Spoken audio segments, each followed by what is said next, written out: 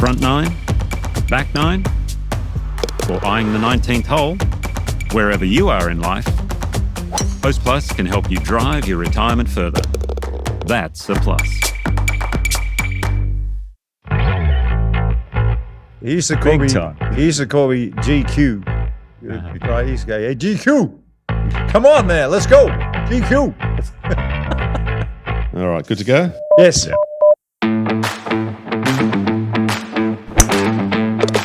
Welcome to Talk Birdie to Me with former world number 16 Nick O'Hearn and Tour Pro Mark Allen, live from Titleist and FootJoy headquarters. And thanks to our great partners, Host Plus, the official retirement partner of Talk Birdie to Me. Driving a BMW is like hitting the perfect shot. Smooth, controlled and powerful. Titleist, the clear number one ball in golf. FootJoy, the number one shoe and glove in golf. Better, when the greats bet, they bet with Better. Ping will help you play your best. And the Golf Clearance Outlet, who beat everyone's prices. Now, here's Nick and Mark. Hello, everybody. Welcome to Talk Birdie to Me. This is a feedback podcast. And Dan, it's over to you. All right, plenty of feedback as usual. Remember last week we were talking about the snake, or you were talking about the snake. Yes. I believe the Eastern Brown. That's right, And poison snake. Yeah, and we talked about Hannah Gregg, US Tour Pro Hannah Gregg, and how she played at Magenta Shores, and there was a snake there. In the roof. In the roof. Well, we had a comment from Pete on that. Pistol. Pete said, I play at Magenta, and yes, you are correct. We have a resident python in the roof of the bathrooms at the 16th. If you search brown stake and magenta, there is a YouTube, by the way, of a massive brown on the 6th fairway. Are you kidding me? It is huge. So I did Google that and YouTube it. Oh, did you? You want to see this snake? Yeah, I do. It's pretty big. I do. All right. Have a look at this. Oh, my God. Yeah, I wouldn't get too close to that thing. That is massive. Oh, my God. Imagine, what would you do if you're playing and you see that snake just strolling along? Oh. You know, I've never seen a snake on a golf course. I've seen people run from a snake, but they've always been in long grass. I've never bothered to go over and check it out. But last time I was at King Island, I've only been there once. Shouldn't say last time. The one time I was at King Island, I hear they're popular there. there are snakes everywhere in King Island. I couldn't get over. How did the snakes get over to an island like that? No idea. What sort of snakes? Don't know. Okay. I don't know, but I didn't see them. Like I said, I've never seen a snake on a golf course. But you get back in and everyone's got footage of them just go slithering across the tee. Yeah.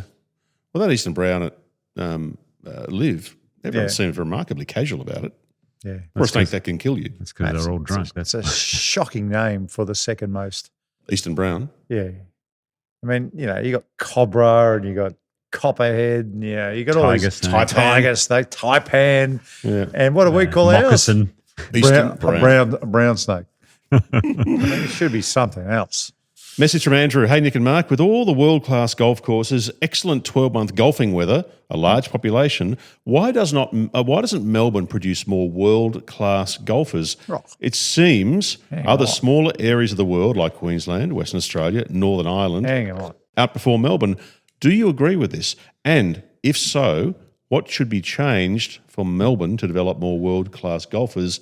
That comes from Andrew, and I'm tipping from your reaction already, Mark, you disagree with Andrew. You go with Peter- this because, WA's got you Peter covered. Thompson, David Graham, It's David Bob- from Melbourne. Okay. yep, Bob Shearer, Ian Stanley. I'm just doing this off the top of my head. Yeah, go on. Allenby, Appleby, Badley, Ogilvy. thank you. Allen. Stevie Allen. I was going with you, you twat. No, I don't belong on this list. Look, there'll be. So the point you're making is you think There's plenty. Andrew is being a little harsh. Yeah, I do. I think Andrew, you've been very harsh, but in saying that, we could always do better. And look, the hardest thing, I had this conversation the other day with somebody. The hardest thing is that the money that the guys are making on the Australasian Tour at the moment, just at the moment, because I know it's going in the right direction and I know we're working really hard, it just doesn't equate to the money that someone like me made on the Australasian Tour. I finished 13th one year and I had a pocket full of cash. Well, played for a lot more back That's then. right. I finished 13th, and it wasn't even the official order of merit. They had an order of merit from September to March, and it was just for getting into the tours at the end of the next year. So I finished 13th and got into the last stage of the US Tour School for finishing 13th. Now, I remember I went over there. It's funny, I told this story just last week. I went over there and I ended up missing in the last stage. Another bloke missed in the last stage of the tour school too. His name was David Duval. David Duval just signed a $1 million deal with Mizuno, and he missed at the tour school. Wow. Mizuno was so confident this kid was going to get through, they paid him $1 million. So in the end, David Duval and I were playing practice rounds together each week because I had cash coming out my ears at that stage. And you gave more of it to him. And he had cash. And after our practice rounds, he had even more cash. God, he used to beat me up. He used to beat me up badly. But, I mean, the point of my story is I finished 13th. Yeah. And I was burning money in Tuesday practice rounds with David Duval. And able to practice. Now, things are heading in the right direction, so please don't panic. Yeah. I think we're going back in the right direction, and I think there are some people trying their hardest to move things along in the right direction. Yeah. The hardest thing is getting that big sponsor to pump, That's right. And look, I know we're working hard, so don't take that the wrong way, everybody. But I do feel, if you play well in Australia, in our mini circuit, hopefully soon, we're going to have some kids with the ability to get overseas again. And I think that's a long answer to the question of why more players aren't being developed. I think there are a hell of a lot of good players who've been developed in Melbourne and Victoria. But unfortunately, they just couldn't fill their pockets with cash, to get over to the Northern Hemisphere and play some good golf. It's difficult when you haven't got money this game. It's really difficult. It is, yeah. But there's pathways now. You're able to get overseas, Asia, DP World Tour. Yes. We do need more in the US though. We need more in the US. We are lacking there, but it's getting there.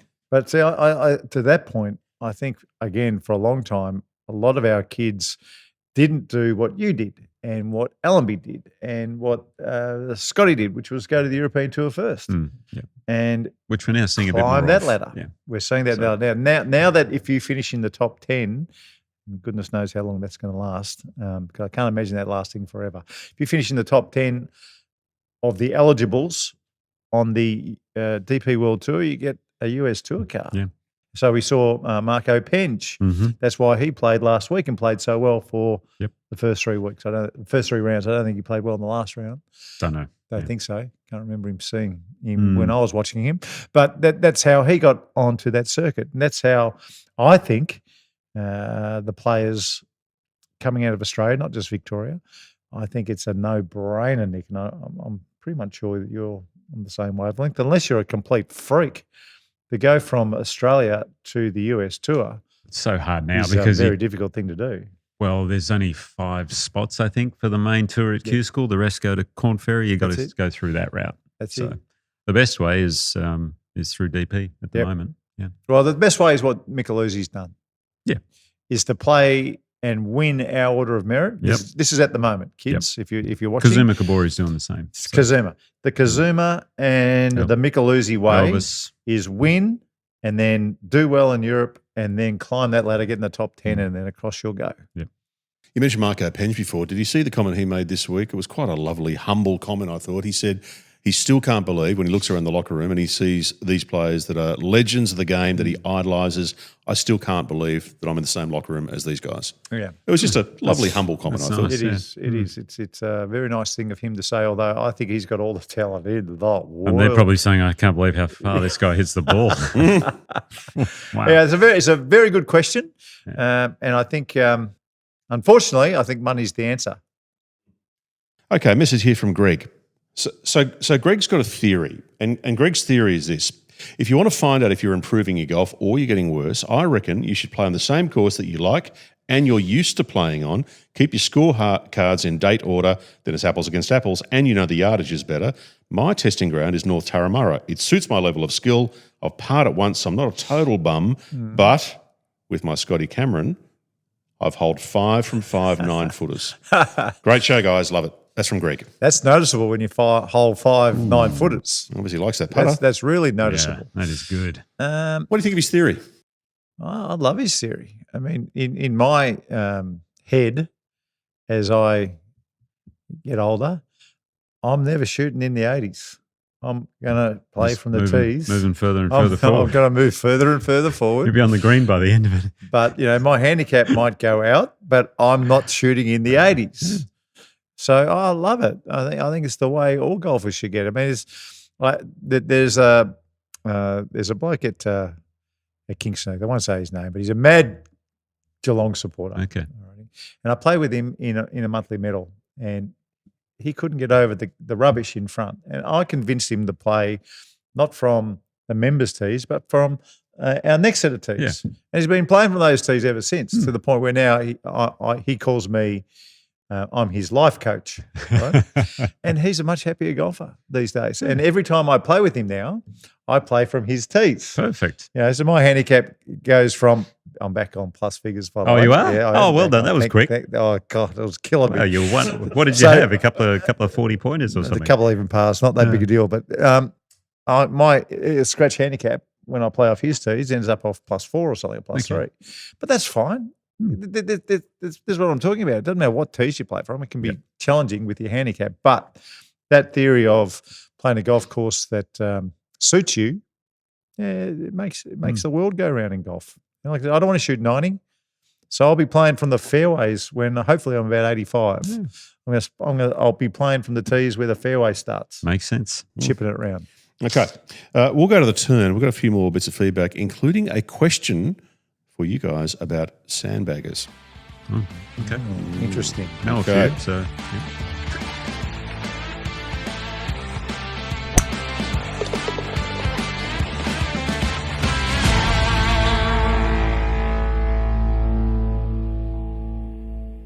Power tools, battery packs, chargers running long after the job's done. Tradies rely on lithium batteries, but overcharging can shorten battery life or create a serious risk of fire at home. SwitchStar power points automatically cut power after up to 8 hours of charging. No apps, no Wi-Fi, just plug in and walk away. When you forget, SwitchStar doesn't. SwitchStar, every home should have one.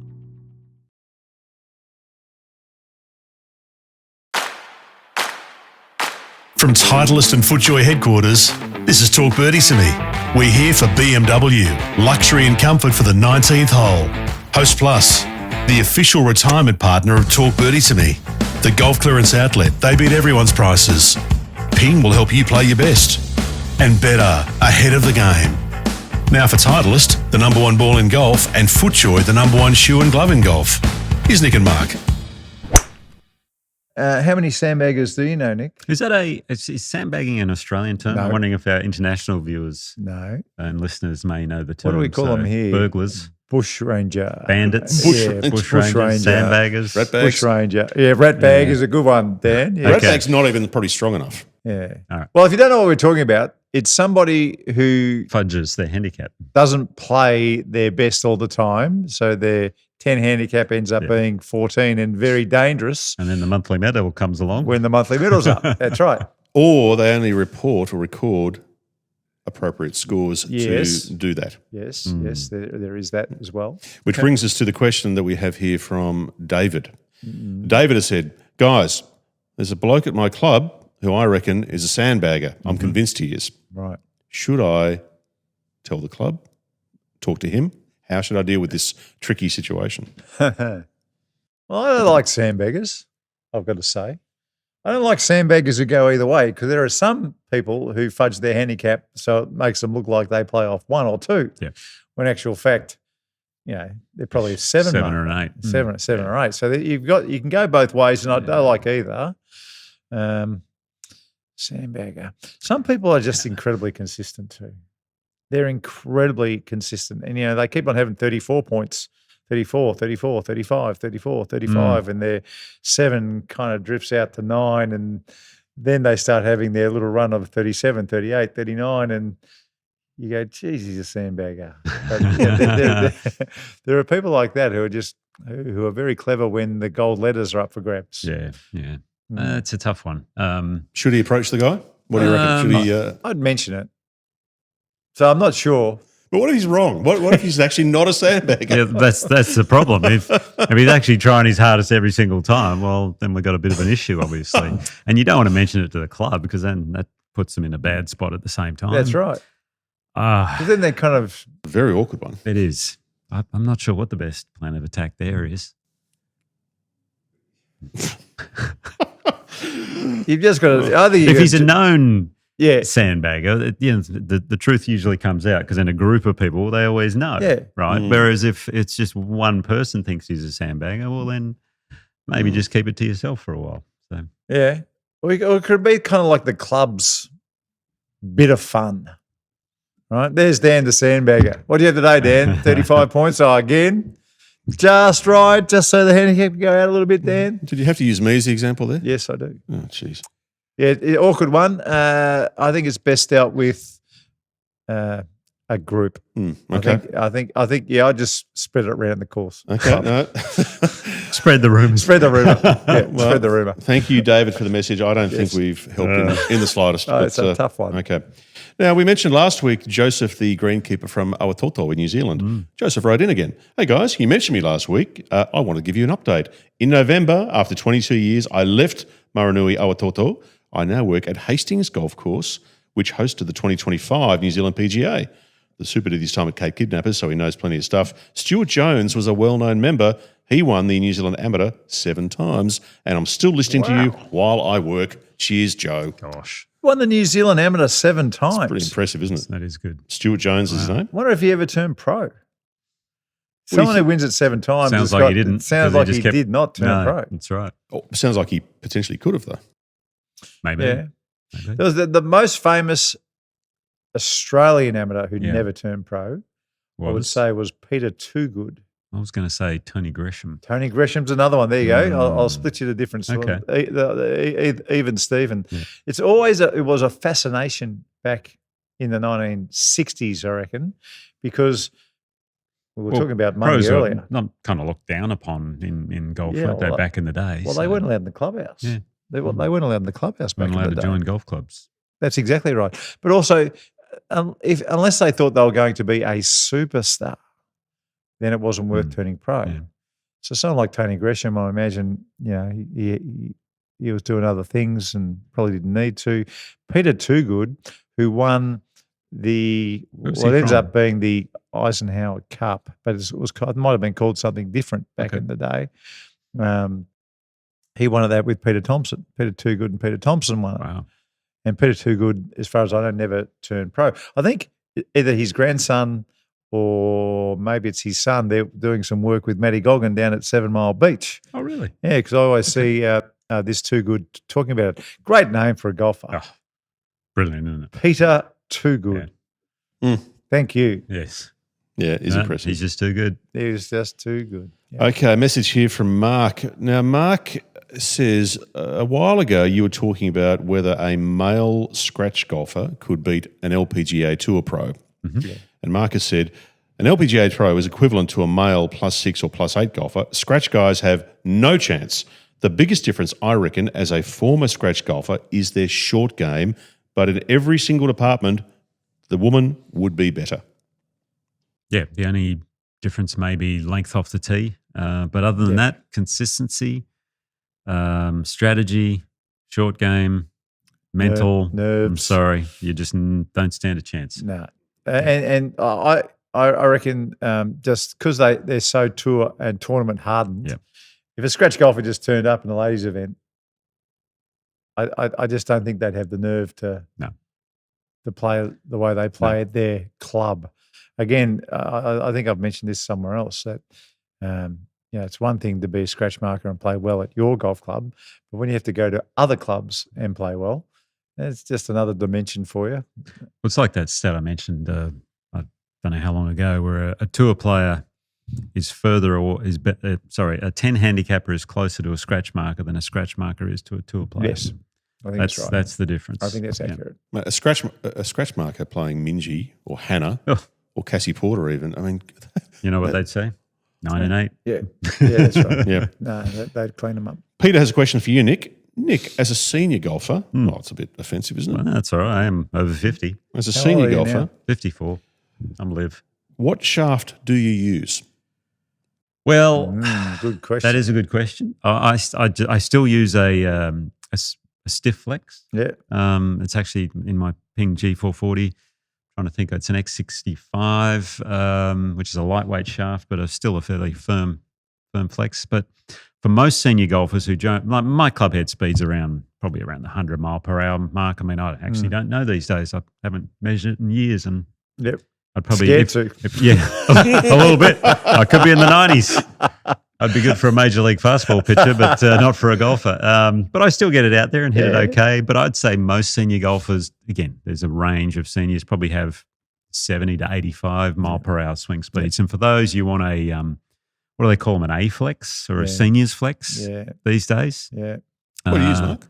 I use what Simon Davey, who's the fitter here at Titleist, he calls it a seniors X. So I still got because what they do when you get the shaft, for tour standard, at the tip of the shaft, they would go down 2 inches and cut it off. It's called tipping. Okay. So they tip the shaft 2 inches. So I still use an X flex in my woods, but it's not tipped 2 inches. It might be tipped half an inch, or it mightn't be tipped at all. So it's still an X flex, and I'm sure I'm doing that for my ego. Yes. What do you use? Sure Oh, it's an X. It's an X. But it seems to work. And the reason I like it is because my drives come out with no spin at all. Just a missile. Well, that's the modern. Yeah. So I think the senior X shaft helps me. Well, what's your probably club head speed around the 100, low hundreds? Yeah, there you go. 103 or something. Okay. I'm scared to look now as well. But in fact, the last time I got fitted, I told him I don't want to get Don't fitted. want to know. I don't want to know.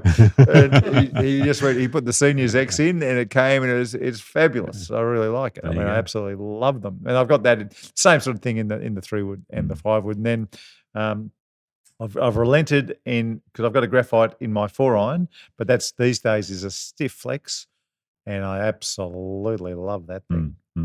Makes me think I should probably go to the S flex in the woods as well. You were talking before when you talk about seniors clubs. You know, I saw on TV the other day one of those ads for like seniors retirement living or something like that. Yeah, and at the end of it they said over 55s, and I thought, hang on, I pretty much qualify for seniors retirement living now. It's just that's not cool. It's funny. I played Box Hill this Legends event last week. So I wasn't going to go to the driving range. You got a great little driving range there, but I just went down to the net. Yep. And the first person I saw was Mike Howard, and he's swinging away in the net now. He hit a shot, and I said, geez, that looks like Mike Howard's swing, except half as long, right?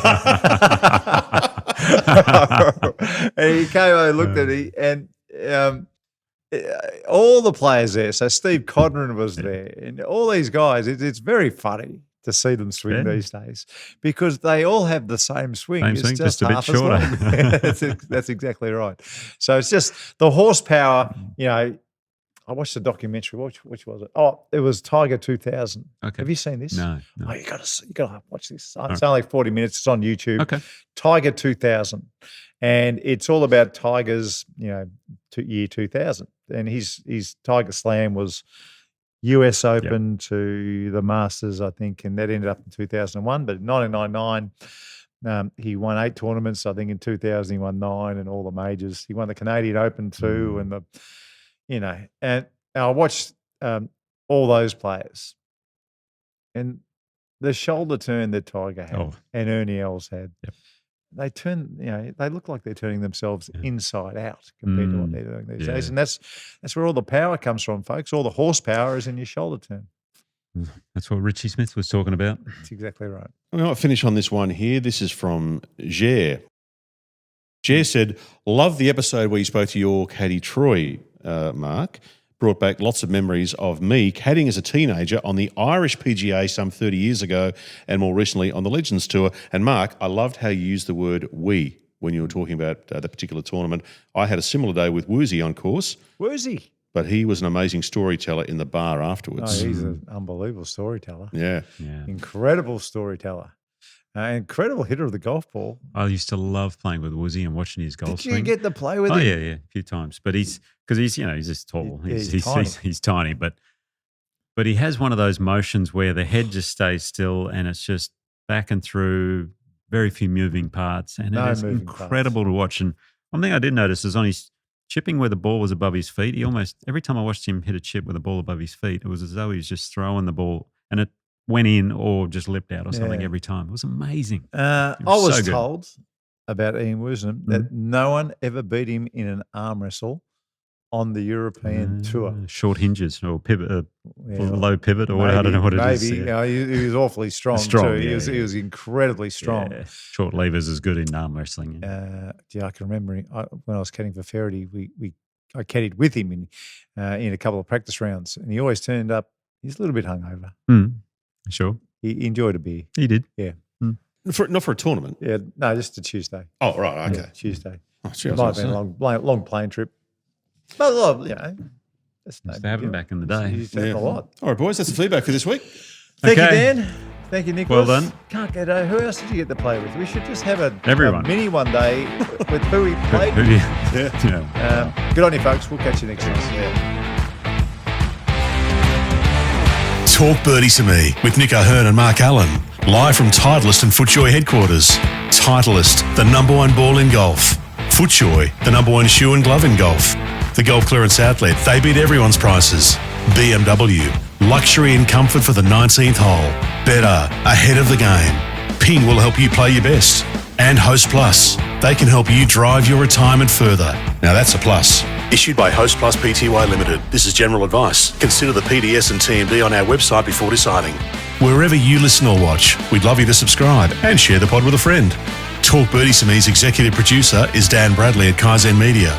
Sound design by Daryl Misson at loudzebra.com. And now from Titleist and FootJoy headquarters, that's been Talk Birdie to Me.